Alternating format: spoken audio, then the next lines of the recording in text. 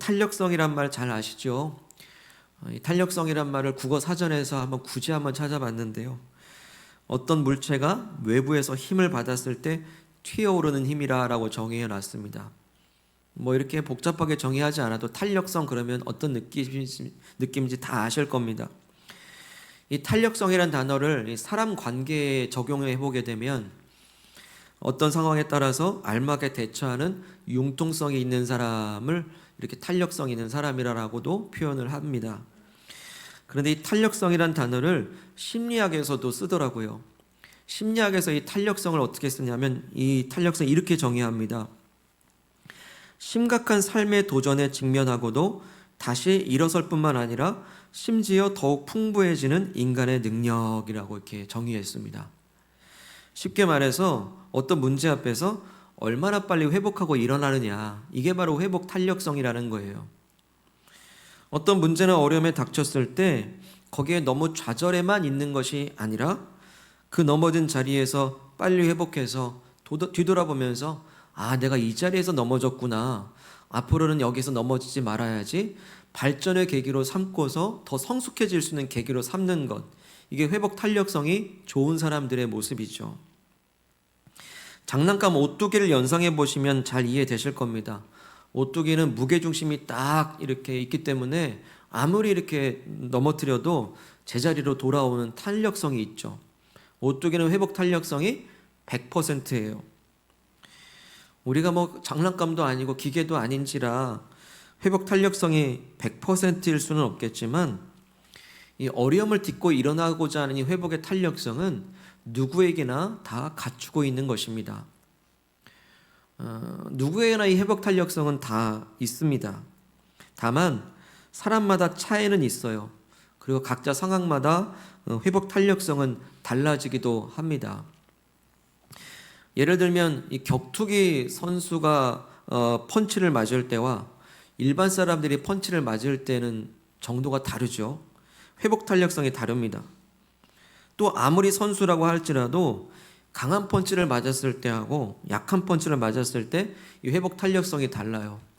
삶의 문제라는 펀치를 얼마나 세게 맞았는가에 따라서, 또 그리고 우리 마음의 체력의 상태도 있습니다. 마음 체력이 그것을 감당할 수 있는가 아닌가 정도에 따라서 이 회복의 탄력성은 각자 다릅니다.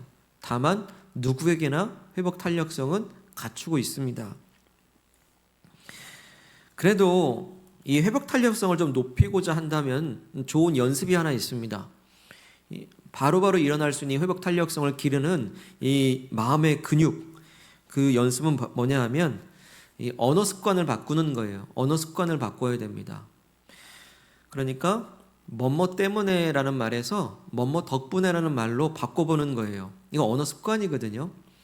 항상 남 탓하고 뭔가 핑계를 댈 때는 뭐뭐 때문에라고 할 때가 많아요. 근데 뭐뭐 덕분에라고 얘기할 때는 거의 감사가 따라오죠. 그리고 새로운 발전의 기회가 거기서 생깁니다.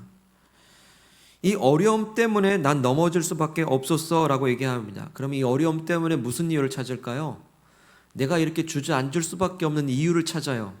내가 넘어질 수밖에 없는 이유를 찾죠. 그리고 거기에 내 상황을 연결시킵니다. 핑계를 대기도 하죠.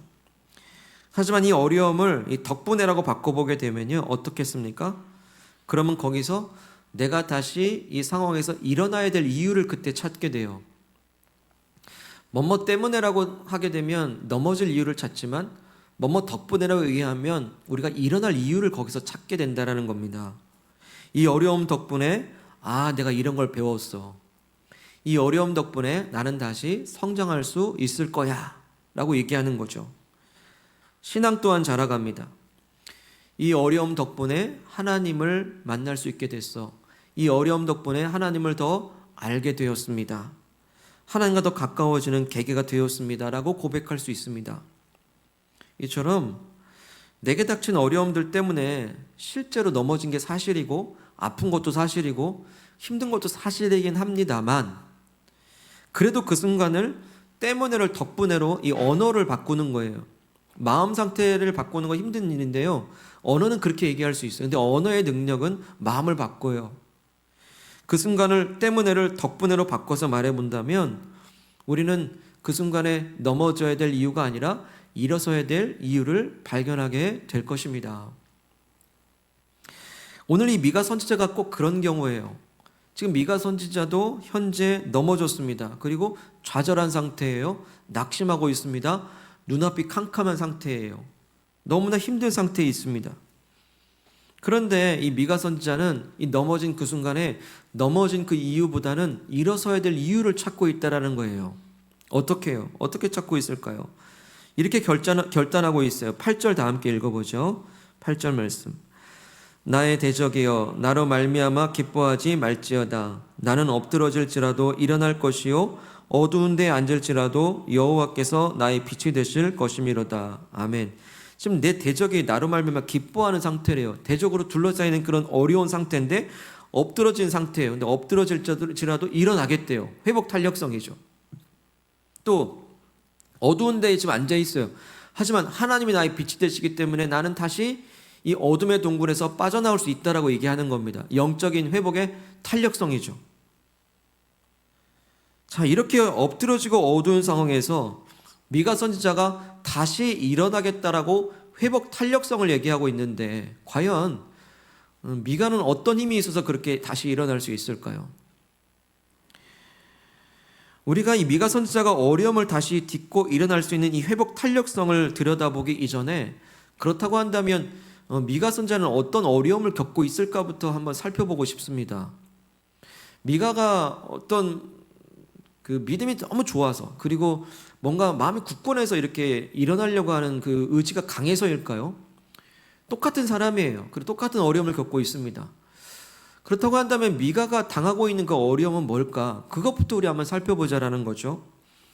그 어려운 문제가 1절부터 6절까지 나오는데요. 1절로 한번 가보시죠. 1절에 이미요 재앙이로다라고부터 얘기해요. 재앙이로다. 재앙이로다부터 얘기하면 이미 뭐 다 볼 거 다 본 거 아닙니까? 이미 이렇게 어려운 거예요. 재앙 같은 어려움을 겪고 있습니다. 근데 그 어려움이 뭐냐고 하냐면 1절에 포도를 따라갔더니 밭에 포도알 하나가 없어요. 무화과 나무 열매를 따라갔더니 무화과 열매 하나를 찾아볼 수가 없는 겁니다.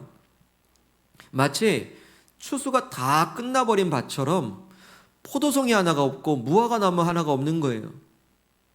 이것은 실제로 뭔가 먹을 것이 없어서 먹을 것을 못 찾았다 그 말보다는요 하나의 비유인데요.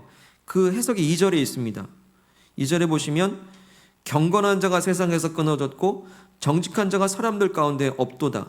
무리가 다 피를 흘리려고 매복하며 각기 그물로 형제를 잡으려 하고 합니다. 여기서 포도송이 같은 경건한 자라는 거예요.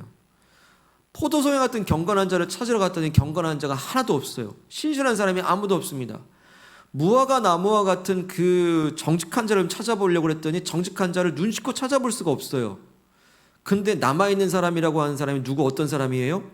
매복한 자. 그러니까 남의 생명을 뺏으려고 숨어서 매복해서 기다리는 그런 사람들만 있다라는 겁니다. 또 친한 이웃을 그물로 낚아서 잡으려고 하는 사람들만 남아버렸습니다. 그런 사람만 남았어요. 이게 바로 이스라엘에게 닥친 현실이었습니다. 하나님께서 택한 백성이라고 하는 사람들, 하나님의 백성이라고 하는 사람들이 다 사람 죽이려고 매복하고 앉아있고 친한 이웃과 형제들 소위 말하면 뒤통수 치려고 그렇게 앉아있는 거예요. 그물을 치고 있는 겁니다. 정직하고 경건한 자 하나도 없습니다. 어디 그뿐입니까? 3절 4절 보시죠. 3절에는 두 손으로 악을 부지런히 행한대요. 악을 얼마나 부지런한지 악을 행하는데 부지런하고요. 그 지도자와 재판관은 뇌물을 구한다고 합니다. 또 권세자는 자기 마음의 욕심을 말하고 있고요. 그들이 서로 작당을 하고 결합을 한대요. 4절 그들의 가장 선한 자라도 가시 같고 가장 정직한 자라도 찔레 울타리보다 더하도다. 가장 선한 자도요 그냥 가시 같대요. 이게 말이 될지 모르겠는데 나쁜 착한 사람? 그나마 착한 사람도 나빠요. 아무리 착한 사람, 아무리 의로운 사람도 가시 같고 찔레가시 같은 그런 밭 같대요. 도대체 선한 사람이 누가 있는가? 정직한 사람이 있는가? 아무도 없습니다. 그런 악인들을 하나님께서 가만두시지 않죠. 4절 중반에 보시면 그들의 파수꾼들의 날 곧 그들 가운데 형벌의 날이 임하였으니 이제는 그들이 요란하리로다. 이제 심판만 남은 겁니다. 악인들이 심판만 남은 거예요. 이렇게 지도자들과 재판자들은 다 부패해 버렸고 선하고 정직한 사람 하나 보이지 않고 하나님의 심판만 기다리고 있는 그런 절망의 상황입니다. 그러다 보니까 이 미가 시대의 사회가 얼마나 사회가 불신의 사회가 되는지 믿을 사람이 하나도 없대요. 5절 말씀 보시죠. 너희는 이웃을 믿지 말며 친구를 의지하지 말며 네 품에 누운 여인에게라도 네 배문을 지킬지어다 합니다. 서로 이웃들끼리 친구들끼리 믿을 수가 없대요. 신뢰가 깨져버린 사회. 심지어는 가장 가까운 배우자에게도 믿을 수가 없어가지고 입을 다물어야 되는 신뢰가 깨진 상태입니다. 그뿐이 아니죠. 6절 보시면 아들이 아버지를 멸시하며 딸이 어머니를 대적하며 며느리가 시어머니를 대적하리니 사람의 원수가 곧 자기의 집안 사람이리로다. 말세에 일어나는 가장 두드러진 특징이 뭐냐면 가정이 파괴됩니다.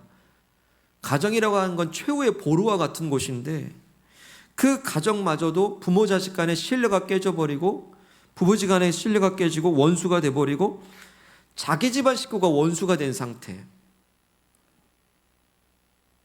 가장 친밀해야 될 관계들이 다 깨져버리고 있는 겁니다. 자, 이것이 미가 선지자에게 닥친 현실의 문제들이었습니다. 다시 1절부터 6절까지 쭉 한번 훑어보시죠. 하나님 백성이라고 하는 사람들이 다 매복하고 있는 살인자가 되어 있고 언제 어떻게 이웃을 뒤통수 칠까 노리고 있고 지도자 재판관들 뇌물받고 더 뜯어낼까 작당모의하고 있고 선한 사람 정직한 사람 하나 찾아볼 수 없고 가장 친한 이웃 친구들 배우자 부모 자식 간에까지 서로 불신이 가득하고 관계가 파괴된 상태입니다. 이런 사회 속에서 살아가는 우리들, 그 현재 사람들 역시나 어려움 당하지 않겠습니까? 이런 모습을 하나님 보시면서 얼마나 괴로우실까요? 그리고 미가는 선지자예요. 하나님의 고통이 고스란히 담겨지는 선지자. 얼마나 괴로운지요. 얼마나 낙심이 되고 얼마나 좌절이 되는지 주저앉을 수밖에 없습니다. 선지자의 모습은 이러한 모습이에요. 우리 얼마 전에 에스라에 대해서 우리 말씀 나눴는데 학자 겸 제사장인 에스라가 이스라엘 백성들이 우상 숭배한다는 그 소식을 듣고는 어떻게 행동합니까? 겉옷을 찢고 속옷까지 찢고 수염을 뜯어내고 머리털까지 쥐어뜯으면서 성전 문 앞에 기가 막혀 앉아있다고 합니다. 기도도 안 나오고 제사를 할 수도 없고 도저히 뭘 어떻게 할 수가 없기 때문에 기가 막혀 주저앉아있다고 하잖아요. 지금 미가 선지자가 동일한 마음입니다. 기가 막혀 앉아있습니다. 이 일을 어찌할꼬 넘어져 버렸어요. 사실 한번 들여다보죠. 이 1절부터 6절까지 한번 들여다보게 되면 미가가 바라보고 진단하는 이 시대 현실이 오늘 우리 현실과 별반 다를 게 없습니다. 우리 말씀 나눴지만 이 문서가, 이 미가 선지자가 언제 활동했습니까? 이게 언제 기록됐죠? BC 700여 년 전쯤이에요. 기원전 700여 년 전쯤에, 지금으로 치면 2700여 년 전쯤에 그 고대 사회에 있었던 이 그때 당시의 사회 현실을 고발한 이 글귀가, 이 문구가 오늘을 사는 2021년도에 그대로 적용해봐도 아무 거리낄 게 없어요.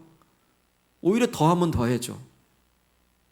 오늘 우리도 이런 어려움을 겪고 있다는 겁니다.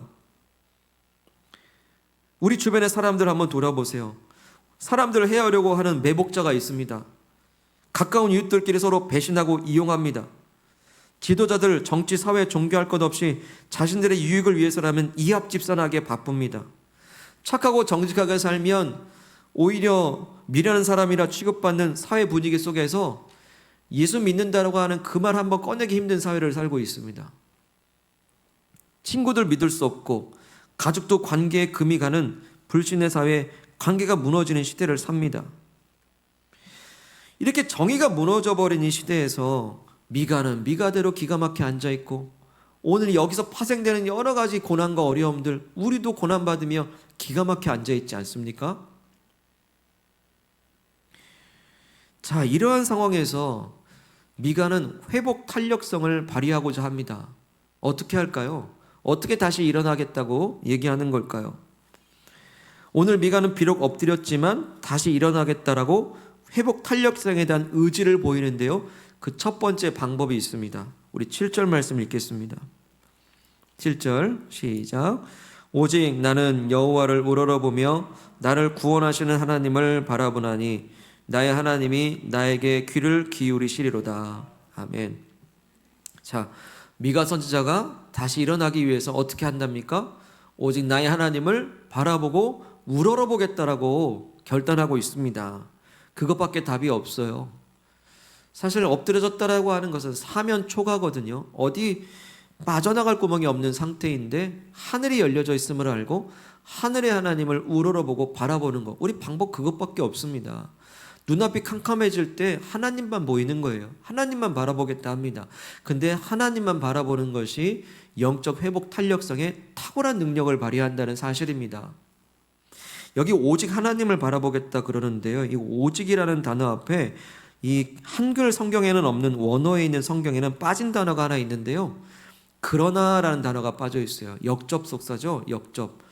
그러나라는 단어가 빠져 있습니다. 그러니까 1절부터 6절까지 모든 상황들이 그렇게 어렵다 할지라도 그러나 외치는 거예요. 선포하는 거예요. 그러나 그렇다고 할지라도 나는 하나님을 바라보겠다라고 결심하는 것입니다. 그리고 일어나겠다라는 것이죠. 사람들은 대부분 문제가 생기면 문제에 몰입을 하게 돼요. 그리고 문제만 바라보게 됩니다. 그러다 보니까 문제는 점점 커져 보여요. 그러다가 이제 문제에 매이고 압도당해서 근심에 휩싸이고 두려움에 지배당하기도 합니다. 그런데 그 순간에 시선을 처리하는 거예요. 믿음은 시선 처리라고 했잖아요. 문제를 바라보던 시선이 하나님을 향한 시선으로 바뀌게 되면요. 어떻게 되냐면 그 문제보다 더 크신 하나님을 보게 돼요. 아, 문제는 여전하지만 하나님이 더 크시지를 알게 돼요. 하나님이 더 능력 있지 깨닫게 됩니다. 그 문제가 여전히 문제거리긴 해도요. 그 문제와 비할 수 없는 크고 전능하신 하나님을 그때 시선과 마주치게 된다는 사실입니다. 그러다가 이 문제의 장애물이긴 하지만 하나님과 함께 손잡고 이것을 넉넉히 이길 수 있는 힘과 용기를 하늘에서부터 하나님이 우리에게 부어주시는 것입니다. 게다가 하나님께서 우리의 기도에 귀를 기울여 주신다라고 오늘 말씀하시죠. 귀를 기울여 주신대요. 하나님께 시선 처리하고 하나님께 부르짖을 때 하나님이 기도에 반응하십니다. 여러분 이제 기도하시길 바랍니다. 문제거리가 얼마나 많습니까? 여러분 언제까지 기도 안 하시겠습니까? 기도하시길 바랍니다. 기도하셔야 돼요. 함께 이제 기도로의 결단으로 나아갈 때 우리는 하늘문이 열리고 하나님의 응답을 경험해야 됩니다. 기도가 새로워지시기를 축복합니다. 우리는 그 어떤 문제 앞에서도 넘어져서 좌절하며 낙심할 사람들이 아닙니다. 하나님의 자녀된 그리스도인들의 특권은 뭐냐면 1절부터 6절까지 어려움이 내게 있다 할지라도 그러나를 외칠 수 있는 사람들이거든요. 그러나를 쓰시길 바라요. 그러면서 오직 하나님만 바라보고 이제 진짜 기도하실 수 있기를 바랍니다. 그렇다고 꼭 문제 해결만을 위해서 하나님만 바라보자 이것만은 또 아니에요. 문제 때문에만 기도할 게 아니라 이 문제 덕분에로 바꿔보자 했잖아요. 이 문제 덕분에 내가 하나님 바라볼 수 있음에 또한 감사할 수 있는 기회가 되시길 바랍니다. 그동안 이 땅의 것만 바라보고 분주하게 살다 보니 하나님 한번 바라보기 어렵게 살 때도 많았어요. 분주하고 바쁘게 살았습니다. 교회 한번 예배 한번 와야지 하나님 생각하고 바라보는 경우가 많았는데요. 이 문제에 닥치고 보니까 이제야 나와 늘 동행하시는 그 하나님을 눈을 들어 바라볼 수 있게 된 겁니다. 이게 감사라는 거예요. 사실 이게 가장 중요하거든요. 문제 해결보다 더 중요한 건 내가 하나님을 바라보게 된다는 게 가장 중요합니다. 가장 중요해요. 그동안 하나님께서 나를 얼마나 기다리셨을까? 그동안 하나님께서 나와 눈 마주치기를 하나님은 우리에게 시선 고정하면서 나를 얼마나 기다리셨을까? 그런데 우린 땅만 바라보고 살아요. 문제만 바라보고 산다는 겁니다. 그런데 이제 이 세상이 주는 어떤 문제 앞에서 그래도 하나님 부르면서 하나님을 바라보는 그 모습을 하나님 기꺼이 받아주시고 우리의 눈물의 기도에도 하나님은 반응하시고 응답하실 줄 믿습니다. 이 문제 때문에 내가 넘어졌다고 원망하고 탓을 돌리지만 정작 바로 이 문제 덕분에 하나님 바라볼 수 있게 됐습니다. 그렇게 하나님을 바라보게 되면요, 우리 안에 고백이 생겨요. 그건 뭐냐면 이 세상에 그 어떤 것이 전부인 줄 알고 쫓아갔던 내가 하나님이 전부다라는 걸 알게 돼요. 하나님을 바라보게 될 때 모든 것 다 사라지고 하나님만 바라보게 됐을 때 발견하는 한 가지, 하나님이 나의 전부이심을 알게 됩니다. 요즘 깐부라는 말이 유행하더라고요. 깐부. 구슬치기 할 때 네 거 내 거 따지지 않는 그 동지, 깐부라고 한다고 해요. 그런 사이, 네 거 내 거 따지지 않는 사이. 여러분, 네 거 내 거 따지지 않는 사이가 있습니까? 이전에는 세상이 나의 깐부였어요. 근데 이 문제의 덕분에 아하, 하나님이 나의 깐부구나라는 걸 발견하게 됩니다. 하나님과 나 사이에 항상 네 거 내 거 막 계산하고 막 챙겼던 내가 하나님과 나 사이에 네 거 내 거가 없어진 상태가 되는 거, 이게 문제 덕분에 일어날 수 있는 일이거든요. 하나님을 바라볼 수 있는 것이거든요. 그런데 이게 일어날 힘이 돼요. 이제까지 세상을 깐부 삼아 삼았을 때는 갈 바를 알지 못하고 왜 살아야 되는지의 이유를 잘 몰랐어요. 왜냐하면 내가 그걸 쟁취하고 나면 그 다음엔 우리에게 찾아온 건 허무감이거든요. 방향성을 갈피를 못 잡아요. 그리고 눈에 보이는 건 순간 사라집니다.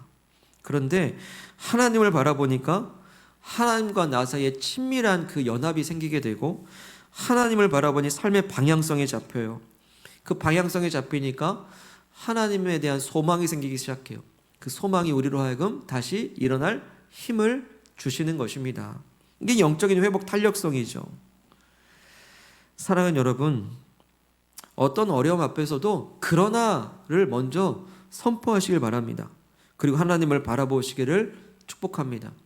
하나님 바라보실 때 문제보다 크신 하나님을 만나시길 바라고요. 네 거 내 거 없는 하나님과의 진짜 깐부, 그 전부 되신 하나님과 손잡으실 때 하나님의 능하신 손이 우리를 오뚜기처럼 그 주저앉은 그 무릎을 다시 세워 일으키시는 그 회복 탄력성을 경험하게 될 줄로 믿습니다. 두 번째 회복 탄력성이 있어요.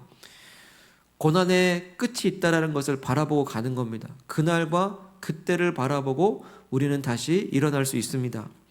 9절부터 13절까지가 이제 어떻게 하나님께서 회복하실 것인가에 대한 그날과 그때를 말씀하시는데요. 9절에 보시죠. 9절에 보면 마침내란 단어가 있죠. 마침내 찾으셨습니까? 9절에 마침내가 있어요. 11절에 그날 찾으셨습니까? 그날. 12절에도 그날 단어가 나오죠. 반복됩니다.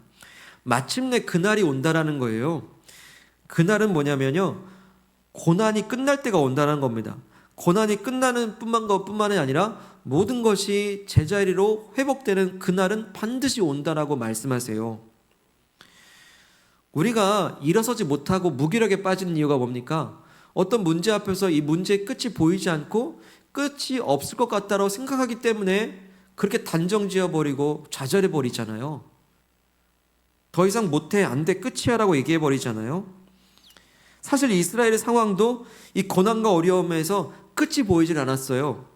근데 미가 선지자는 그러나 라고 하면서 그날이 있어, 그때가 있어, 끝날이 와, 고난은 반드시 끝이 와 라고 미가 선지자는 반드시 있다라고 그날을 선포하고 있습니다. 여러분, 이 고난에 반드시 끝이 있다는 것을 믿고 가면요, 우린 일어날 힘이 생겨요. 네, 그렇죠.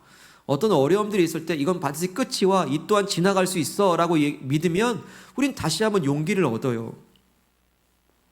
여러분, 바람이 되게 추워요. 오늘도 되게 추운 날입니다. 그런데 지나간 바람도 춥던가요?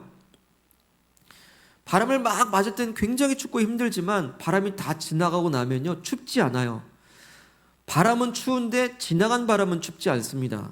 그런데 오늘 하나님께서 뭐라고 말씀하시냐면 바람은 언젠간 그친다라고 약속하시는 거예요.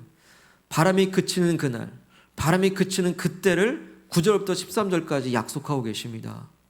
그날과 그때를 소망하고 일어나라라고 오늘 우리에게 말씀하십니다. 자, 이 바람이 그치는 그날에요, 하나님이 정의를 실천하세요. 여러분, 10월 한 달 동안 우리 정의에 대해서 우리 얘기 나누고 있잖아요. 정의. 이 9절부터 13절까지 이제 하나님께서 회복하시는 정의가 있는데요. 두 가지 종류의 정의가 있습니다. 하나는 응보의 정의가 있고요. 하나는 회복의 정의가 있어요.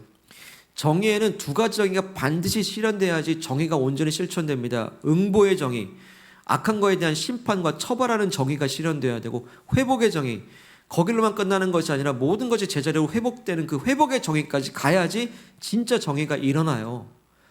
사회학에서도 이 두 가지 정의를 얘기합니다. 근데 성경에 보니까 두 가지 정의를 하나님께서 9절부터 13절까지 정확하게 두 가지 정의를 말씀하세요. 먼저 응보의 정의를 하나님이 우리에게 마련해 주신대요. 9절 보시죠. 내가 여호와께 범죄하였으니 그의 진노를 당하려니와 마침내 주께서 나를 위하여 논쟁하시고 심판하시며 주께서 나를 인도하사 광명에 이르게 하시리니 내가 그의 공의를 보리로다. 예, 우리가 범죄했대요. 그럼 하나님의 심판 받겠죠. 근데 심판이 끝날 거예요. 이제 하나님의 공의가요, 어디를 향하냐면 나를 괴롭혔던 사람에게로 향해요. 10절 보시죠. 나의 대적이 이것을 보고 부끄러워하리니 그는 전에 내게 말하기를 내 하나님 여호와가 어디 있느냐 하던 자라. 그가 거리에 진흙같이 밟히리니 그것을 내가 보리로다. 하나님의 공의를 보니까요, 기대하니까 어떤 일이 나요? 나의 대적이 이제까지 뭐라고 나를 조롱했냐면, 야, 하나님의 백성이라는 사람들이 왜 이렇게 고생해? 왜 이렇게 힘들어해? 왜 이렇게 가난해? 왜 이렇게 고난당해? 라고 조롱해왔어요. 하나님이 대체 어디 있냐라고 조롱했던 사람들이 하나님의 공의를 경험하면서 심판의 대상으로 진흙처럼 짓밟히게 되는 거예요. 그들이 했던 모든 조롱들을 부끄러워서 담아야 될 지경인 거예요. 그런 날이 온대요. 그걸 내가 보리로다. 응보의 정의죠. 여러분, 어떤 억울한 일 당하셨습니까?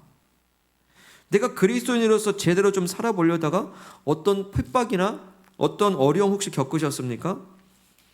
근데 하나님 다 세고 계세요.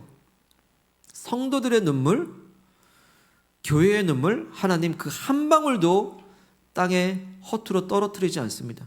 하나님의 기억의 눈물병에 성도들의 눈물 한 방울방울마다 다 담아두고 계세요.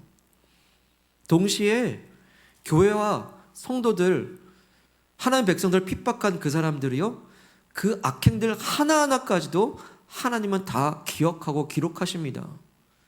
왜? 그날이 있기 때문이에요. 그날에 하나님의 백성들은 눈물을 씻어주시고 그날의 악인들은 심판하실 그때가 반드시 온다라고 말씀하십니다. 고난의 끝이 있어요.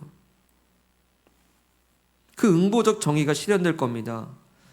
이제 응보의 정의가 실현된다면 이제 회복의 정의가 실현되겠죠. 회복의 정의가 어디에 있습니까? 11절부터 13절까지가 회복의 정의예요. 11절 말씀, 내 성벽을 건축하는 날 곧 그날에는 지경이 넓혀질 것이라. 성벽을 건축한대요. 무너졌죠. 아수르에서 공격받고 나중에 바벨론에서 공격받는 이 성벽이 다시 재건되는 날이 온대요. 그날에는 지경이 넓혀진다라고 하십니다. 무너진 것이 다시 제자리로 돌아오는 그 회복의 정의가 실현돼요. 누구에게? 우리에게. 12절, 그날에는 아수르에서 애굽 성읍들에게까지, 애굽에서 강까지, 이 바다에서 저 바다까지, 이 산에서 저 산까지의 사람들이 내게로 돌아올 것이다 라고 약속하십니다. 역시 그날에 이스라엘을 괴롭혔던 그 아수르라는 제국, 나중에 이 바벨론이라는 제국까지 하나님께서는 모든 포로의 백성들을 다 제자리로 원상복귀시키지 않습니까? 이전보다 이유가 더 영광될 수 있도록 그 성전을 더 아름답게 회복하시고 나아가 예수 그리스도에 대한 회복의 날까지 하나님 약속하시지 않습니까? 그리고 다시 오실 그날 우리 주 예수께서 우리로 하여금 온전한 회복을 우리에게 주실 것을 우리에게 약속하십니다. 고난엔 끝이 있어요. 바람은 멈추게 되어 있습니다. 오늘 우리에게도 그 약속한 그날과 그때가 있습니다. 우리를 힘들게 하는 그 어떤 악의 근원들이 심판받는 그 응보적 정의가 실현되고 어려움으로부터 무너졌던 우리의 상황들이 다시 제자리로 돌아오는 그 회복의 정의가 오늘 우리에게 임하실 것입니다.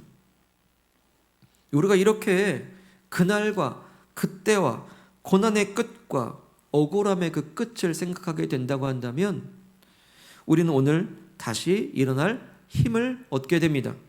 그 끝을 바라보는 사람, 오늘 넘어졌지만 다시 일어날 회복 탄력성을 경험하게 될 것을 믿습니다. 사랑하는 여러분, 이미 우리는 이 회복 탄력성을 갖춘 사람들이에요. 예수님을 믿었기 때문입니다. 예수님을 믿기 때문이에요. 예수님은 그 십자가의 피 희생을 통해서 하나님을 바라볼 수 있도록 그 문을 여셨어요. 그리고 예수님은 십자가에서 죽으실 뿐만 아니라 부활하셨어요. 죽음이 끝인 줄 알았는데 부활을 통해서 놀라운 이 고난의 끝이 어떤 영광이 있는지를 부활을 통해서 보여주셨어요. 그리고 예수님을 믿는 사람들에게 이 모든 혜택, 이 영적인 회복의 탄력성을 선물로 주셨습니다. 그러니 우리는 예수님 안에 있으면 이미 회복 탄력성이 탁월한 사람임을 나 자신으로부터 확신하시길 바랍니다. 오늘 나는 어떤 문제의 돌부리에 걸려 넘어지셨습니까? 1절부터 6절까지의 여러 가지 그 문제들 속에서 나는 어떤 고난과 어려움으로 지금 아프고 힘겹고 기가 막힌 현실 속에 주저앉아 계십니까? 그러나 넘어졌지만 다시 일어나시기를 소망하고 또 축복합니다. 내게 주신 그 회복 탄력성을 활용하시고 이제 쓰시기를 바랍니다. 가장 먼저 그러나부터 외치세요. 그 어떤 상황 앞에서 내가 그러나를 외치실 때 이제 하나님을 바라보시기를 바랍니다. 그렇게 하나님을 바라보시게 될 때 문제의 크기와 견줄 수 없는 크신 하나님을 만나시게 되실 것입니다. 그리고 문제 때문이 아니라 문제 덕분에 드디어 내가 하나님이 나의 전부이시라는 것, 나의 깐부가 되시는 하나님을 만나시게 되실 것입니다.